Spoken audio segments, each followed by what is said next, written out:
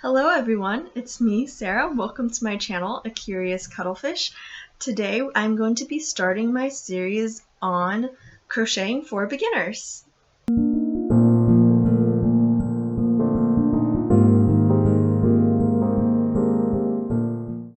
Alrighty, for this first video, I'm so excited to be talking to you guys about different terminology for yarns, the yarn weights, what I recommend for having for your first few projects, the types of yarns you should get, the tools necessary, and what you will need before I start going through the different stitches. And I will be releasing a new stitch either each day or every other day so that you can be learning and practicing your stitches in anticipation for the patterns I will be putting out and tutorials I will have up here for you guys to learn.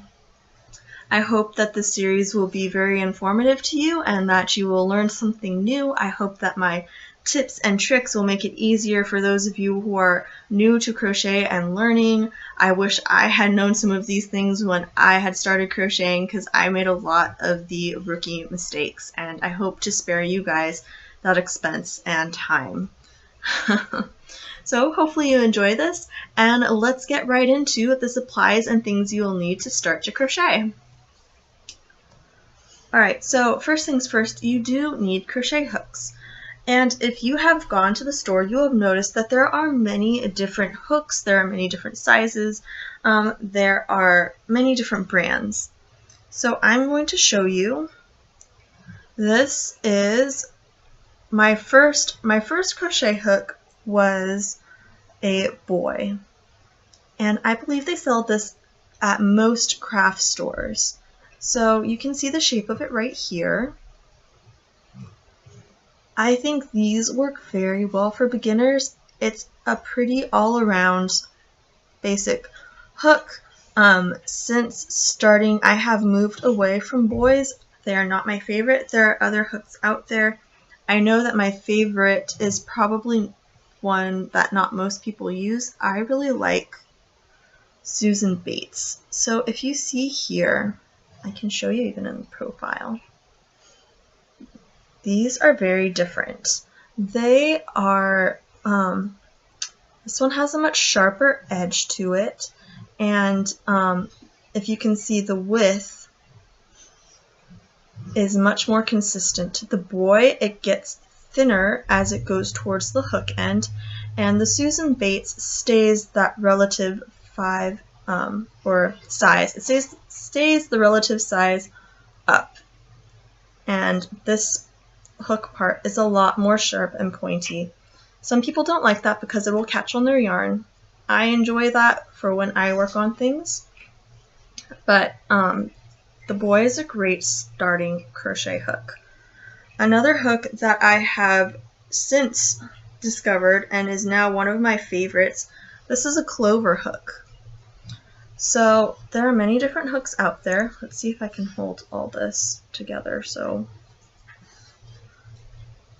the clover is an ergomatic hook, so it's making it hard to hold these other two. There.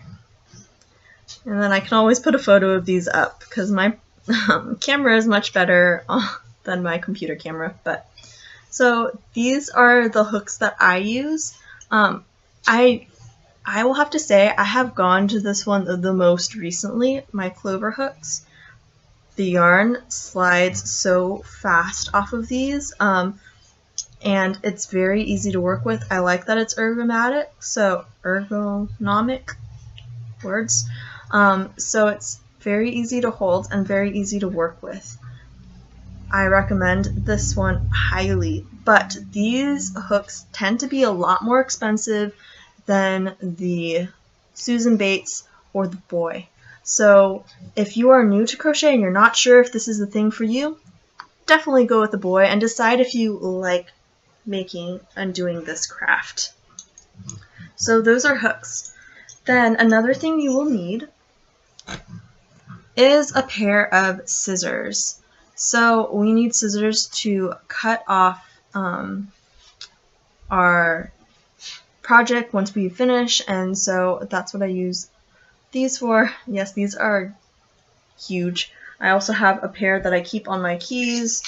I carry scissors around with me because I knit and crochet everywhere.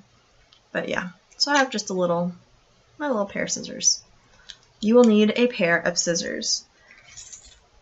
And then you need some yarn. So let's talk about yarn. There is some different terminology, and I'm going to just take you through the names that we use for yarn. When you go to a store, typically you can buy yarn in a skein.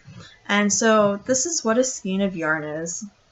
This is what you will find in most of your craft stores. They are sold like this. And for the most part, you can either pull your yarn from outside and take off the ball band, or you can try to fish in here and get that center pool. Sometimes when you try to grab your center pool, you will get a lot of yarn coming out and it'll be kind of hard to find it. Other times you're lucky and you can just get it out there in one go. But this is a skein of yarn. You can also buy yarn in cakes, and so cakes would be something like this Lion Brand mandala. So this one here is a self-striping yarn, which means that as you work with it, it changes colors and you do not need to tie off your yarn as you go to get it to change colors. This is a great yarn to work with, and then it even shows here the colors that are in this particular colorway. Colorway is what we used to talk about the color of the yarn. So we have ones like this that are self-striping. We have ones that come in hanks, like this. We also have not hanks. Ha! This is not a hank, this is a skein. We also have hanks, and hank is something like this. This is usually how you would get a hand-dyed yarn. And now, if you are a beginner, I would say it's fine for you to get a skein. It is fine for you to get a cake. Do not buy a hank of yarn. These are usually reserved for more higher quality yarns that are either hand dyed or they're special fibers, and I will show you why right now. So when you purchase a hank of yarn, they look like this, and how this works if you wanted to start working with it, up here, this is actually put together, so I need to push this through this loop, okay, and then it will come undone. So now here, these specialty hand-dyed yarns come in hanks like this, and what would happen is you have these points here where you would have to cut off where it's being held together, right? Find your end, and then before you even start working with this, you would need to either make a yarn ball or cake it up with a ball winder. With these, I even advise having a Swift, which is all extra equipment that you don't need if you are starting. But it takes a lot of work to just prep this yarn before you can even work with it. If you are a beginner and you don't have those pieces of equipment, you would need a second person to sit and hold this yarn like this while you ball it up so that it doesn't get into a huge knot entangled mess while you are working with it. So that is why I do not recommend getting a hank if you are a beginner. So like I said, these are usually specialty hand-dyed yarns. This is one of my hand-dyed yarns, and these are a lot more expensive. You'd be looking at anywhere from $15 to $30 for this particular hank of yarn. So do not recommend this for beginners. Another thing that you need to think about is fiber content. And there's a lot of different fibers out there, and it can be a bit confusing if you're not familiar with them. So my recommendation for beginners is acrylic. I would say get 100% acrylic. It is the easiest care that you can find, and it's not super finicky. It's great for you to learn on. But when you are purchasing your yarn as you are starting, do not load up on your acrylic because you are learning. You do not know what your favorite fiber is yet. You do not know what your favorite brand of yarn is yet, and this is a learning experience. So just grab 1 or 2 skeins of that yarn that you want to learn on for 1 or 2 projects that you want to practice on, and then as you go, you can try new yarns, you can try new fibers, and figure out what it is that you like making most and get the yarns that are perfect for that particular area. I made the mistake of getting a whole bunch of Red Heart Super Saver, which is the yarns that I learned on, and then found out that that is not my favorite yarn to work with. So do not make the same mistake as me. Just get a couple to learn with, and then as you go, you can experiment with new types of yarn, with new types of fibers, and learn what you enjoy. So this is 100% acrylic, and this is also 100% acrylic. So I recommend going with those. You get into different blends. You have cotton yarns, which you can use for dishcloths. I do not recommend starting off with cotton because it can be very rough on your hands. It doesn't have a lot of give in it, and so you can get tired from working with it, and if you don't have your tension figured out yet, it'll be a little frustrating. Other yarns like this one that I had showed you earlier, this is 100% wool, and wool tends to be more expensive. It's very soft and I love working with it, but it is not something that you would want to start on when you are still learning. And if you are a semi-perfectionist like me, I would get very frustrated in wanting it perfect the first time, and I would keep ripping it out and not wanting to be happy with it as I was learning. So yeah, there's wool blends. This one is an alpaca blend. I love alpaca. If you watch my channel, you know that. And some of these yarns, I will see if I can show you on here. This one has, if you can see it against my hair, this has a halo. And so you see all these little fibers that are sticking out right here? That's what we call a halo. When you are looking for yarn, do not get a yarn that has a halo on it if you are learning. This, as beautiful as it is, and as much as I love yarns with halos, if you are starting, this might drive you crazy. There are so many specialty yarns out there that are very fuzzy, and they're wonderful and they're nice and we love them, but if you are learning and you are trying to correct a mistake and you want to pull out a stitch or two, or a row or two if you're me, project if you're me, it'll get caught on itself because of these little fibers, and then you will have a hard time pulling it out and you might actually break your yarn, and it can get very frustrating. So do not get this until you are ready to work with a yarn like this. Not to say never work with it, definitely work with it. These yarns are gorgeous. I love them. I love the projects that come out of them, but if you are learning, wait on the halo, wait on these fuzzy yarns, wait on the specialty yarns. They can get confusing. Okay, so now this video is getting a little long. Let's quickly jump into yarn weights and what I would recommend you to get for this beginner series and starting. So there are different yarn weights. It starts from 0, which is a lace weight, and it goes all the way up to a 6, which is super bulky. Sometimes there's 7, which is jumbo. And I will show you examples of each one. So this one here, sorry it's messy, I work with this. This is a lace weight yarn. This is a 0, also known as like a crochet thread. So here you can see here, you see how tiny this is. This is like working with thread. Yes, I do work with this and I do enjoy it, but I do not recommend it if you are new to crochet. You need a very tiny hook. You will not be able to see your stitches very well. And yeah, things that you make out of this, I like to make, you can make doilies, I make crochet earrings. That's what I use this for. Moving on up, we have a number 1, which is a very fine weight yarn. So here I will show you. This is a 1. I do not recommend this for beginners either. Again, this is very light. This is very thin. You need to use a small hook. It's going to be very hard to see and hard to work with. This is a number 1. Fine weight. Okay. So now we're back to this fluffy yarn. This fluffy yarn, see how fluffy? This is a number 2. So some yarns will be classified as thicker than they appear because they have that halo on them. That halo will give them more body and it will cause them to be classified as a heavier weight because that fluff adds extra thickness around that strand. So this is a number 2 weight yarn. Moving on to number 3. This is a number 3 lightweight yarn.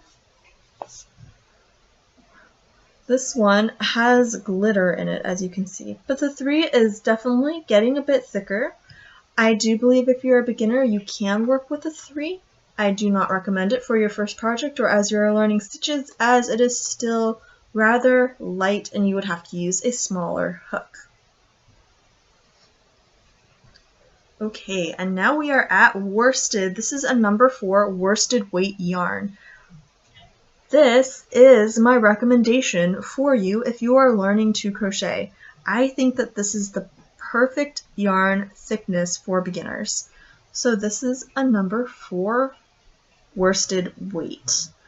And you can find this is typical of a Red Heart Super Saver. Caron Simply Soft is also classified as a 4 weight yarn. I would not recommend that one because it's a bit more, it's shiny and it slippery. It's a bit more slippery on your hook, so it might be harder for you if you are learning.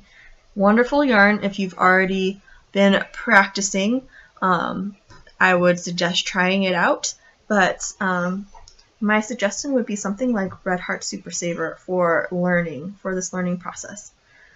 Also something like this color, where it is a lighter color. You do not want to use a dark color. You do not want to use what we call variegated. This is a variegated yarn where it changes colors within here. It's harder to tell if your stitches are even and the same when the color is changing. So make sure it's a solid lighter color so you can see your stitches. Darker colors are harder to see. Okay, so this is worsted weight. This is a number 4. Let's go on to a number 5. Number 5 is what we call a bulky weight. So here is a bulky weight yarn. It is thicker than the worsted weight. So there's the worsted and then the bulky is beneath.